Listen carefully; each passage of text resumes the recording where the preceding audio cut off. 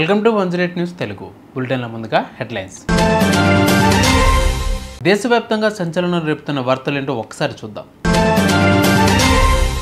భారత నావికా దళానికి 26 రాఫెల్ యుద్ధ విమానాలు రానున్నాయి. భారత ప్రభుత్వం ఫ్రాన్స్తో $7.4 బిలియన్ ఒప్పందం కుదుర్చుకుంది. ఇందులో 26 రాఫెల్ యుద్ధ విమానాలు ఉన్నాయి. ఈ ఒప్పందం భారత నావికా దళాన్ని బలోపేతం చేయడమే కాకుండా ఫ్రాన్స్తో సంబంధాలను మరింత మెరుగుపరచడంలో సహాయపడుతుంది. ఇక పహల్గామ్ ఉగ్రదాడి విషయానికి వస్తే, పహల్గామ్ ఉగ్రదాడి తర్వాత కాశ్మీర్లో ఉద్రిక్తత పరిస్థితులు నెలకొన్నాయి. ఏప్రిల్ 22న పహల్గామ్లో జరిగిన ఉగ్రదాడిలో 26 మంది పర్యాటకులు మరణించారు.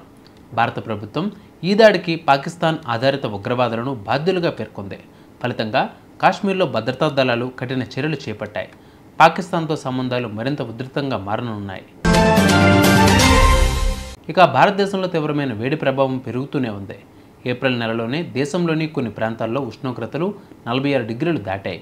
ఈ అసాధారణ వేడి వలన ఆరోగ్య సమస్యలు, విద్యుత్ సరఫరాలో అంతరాయాలు, వ్యవసాయంపై ప్రతికూల ప్రభావాలు కనిపిస్తూ ఉన్నాయి. హైదరాబాద్లో తాజా వార్తల విషయానికి వస్తే, పాతబస్తీలో ఈడీ దాడులు కొనసాగుతూనే ఉన్నాయి. పాతబస్తీలోని అనేక ప్రాంతాల్లో ఎన్ఫోర్స్మెంట్ డైరెక్టరేట్ దాడులు నిర్వహించింది. ఈ దాడుల కారణంగా నగరంలో భద్రతా పరిస్థితులు కఠినంగా మారాయి. అలాగే ఆర్టీసీ కండక్టర్కు ప్రశంసల వర్షాలు కురుస్తున్నాయి.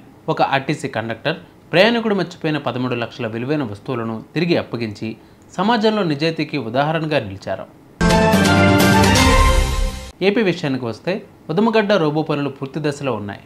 ఉదమగడ్డ రోడ్ ఓవర్ బ్రిడ్జ్ నిర్మాణం తుది దశకు చేరుకుంది. ఇది నగర ట్రాఫిక్ను తగ్గించడంలో సహాయపడుతుంది. తెలంగాణలో రైతుల నిరసనలు కొనసాగుతూనే ఉన్నాయి. వనపర్తి, నారాయణపేట, మెదక్ జిల్లాలో రైతుల పంట కొనుగోలు ఆలస్యంపై నిరసనలు చేపట్టారు. అనుకోని వర్షాలు పంటలను నాశనం చేయడంతో రైతులు ప్రభుత్వాన్ని తక్షణ చర్యలు తీసుకోవాలని డిమాండ్ చేస్తున్నారు. చూసారుగా ఇవాళ బులెటిన్ అప్డేట్స్. మరిన్ని అప్డేట్స్ కోసం మా ఛానల్ 108 TV 24/7 ఫాలో అవ్వండి. నమస్తే.